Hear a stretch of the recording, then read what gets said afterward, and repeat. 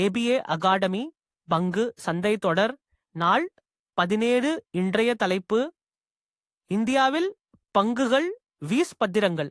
என்ன வித்தியாசம்? பங்குகள் என்பது ஒரு நிறுவனத்தில் நீங்கள் உரிமையாளர் ஆகிறீர்கள் என்பதை குறிக்கிறது.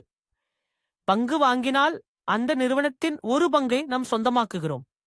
டிவிடெண்ட் மற்றும் காப்பிடல் கெயின் மூலமாக வருமானம் கிடைக்கும். அதிக அபாயம் இருப்பதுடன் அதிக வருமானமும் இருக்கலாம். என்எஸ்இ மற்றும் பிஎஸ் இல் இவை லிக்விட் ஆக கிடைக்கும். உதாரணம், டிசிஎஸ் பங்கு வாங்கினால் டிசிஎஸ் ஒரு பங்கு தாங்களே. பத்திரங்கள் பாண்ட்ஸ். பத்திரம் என்பது நீங்கள் ஒரு நிறுவனம் அல்லது அரசாங்கத்திற்கு கடன் கொடுப்பதை குறிக்கும். இங்கே நீங்கள் உரிமையாளர் அல்ல, கடனாளி.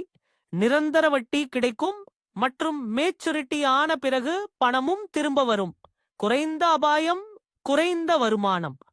உதாரணம், இந்திய அரசு பத்திரம் வாங்கினால் அரசுக்கு கடன் கொடுத்தது போல.